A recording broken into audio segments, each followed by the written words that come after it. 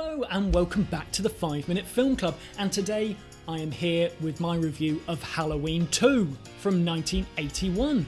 Set on the same night as the 1978 original film, Halloween 2 opens up with Michael Myers still on the loose, with a ever more crazed Donald Pleasence trying to hunt him down, and a very out for the count Laurie Strode now in Haddonfield Memorial Hospital. But why is Michael Myers still so fixated about Laurie?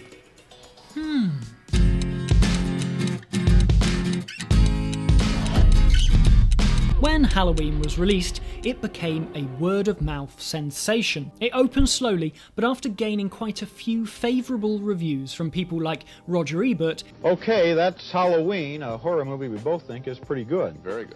One of the things a short scene can't show you is that Halloween is directed and acted with a great deal more artistry and craftsmanship than the sleaze bucket movies we've been talking about.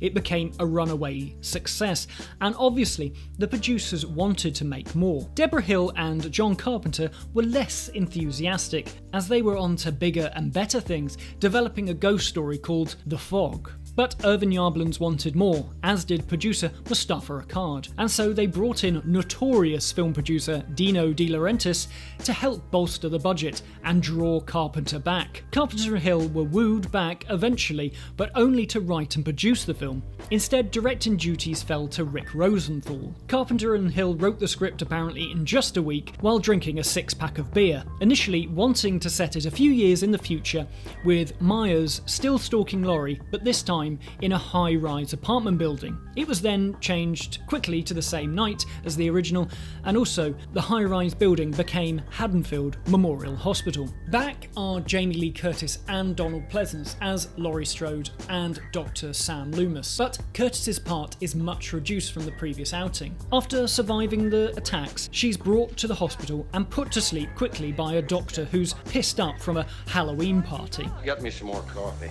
Get that out of here.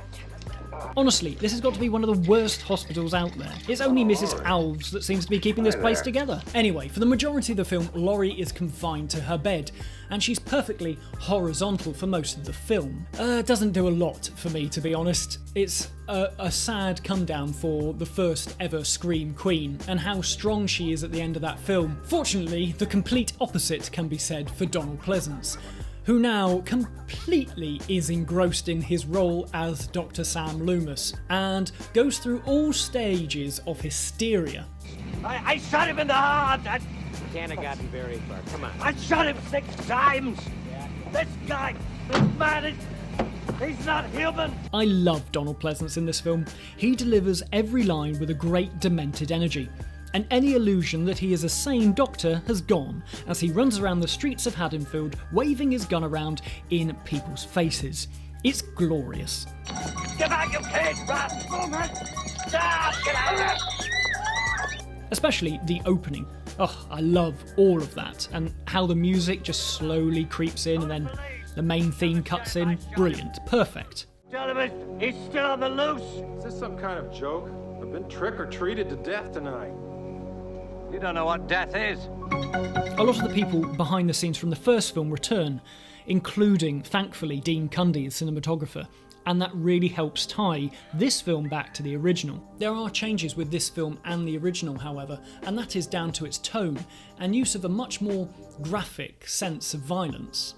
Between 1978's Halloween and 1981, when this film was released, there had already been a lot of copycats, and also horror in general was moving in a much gorier direction. Rick Rosenthal apparently directed this film more in keeping with the pacing of the first, but when Carpenter saw a rough cut, he said that it was about as scary as an episode of Quincy, and so he went back and reshot some of the death sequences to make it more graphic to compete with the imitators. Sally, I can hear the sirens coming. They said the guy got away. The scene that many people will remember early on is that we see a child who was bitten into an apple that had a razor blade stashed in it, a classic Halloween urban legend, and it's particularly nasty and I'm not really a fan of it. And it also makes you think that Haddonfield that night is not only being played by Michael Myers, but also this weirdo who keeps putting razor blades in apples. God, talk about unlucky. For the most part, I feel like the look and feel of the film works as a perfect companion to Halloween, and I think that's down to the returning people behind the scenes like Carpenter and Hill and Dean Cundy. The decision to reveal the reason why Michael is constantly after Laurie is a piece of just throwaway dialogue that's become so big in the Halloween lore that it's just really strange to go back to the origin of it and just see how thrown away it is. Halloween 2 reveals via some weird flashbacks that don't make much sense that Laurie Strode is actually the sister of Michael Myers. John Carpenter has always said that he disagreed with actually writing that in the first place and he wished he never had,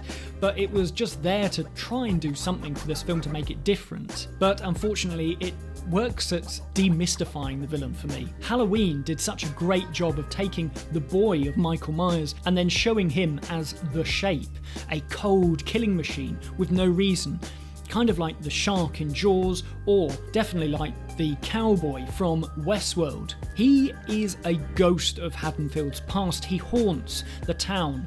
He is no longer human. With Halloween 2, the curtain starts to fall away, and I think it's to the detriment of the rest of the film, which for the most part is quite effective at maintaining the suspense of the first film. Halloween 2 was seen by Carpenter and Hill as being the full stop on the Michael Myers story.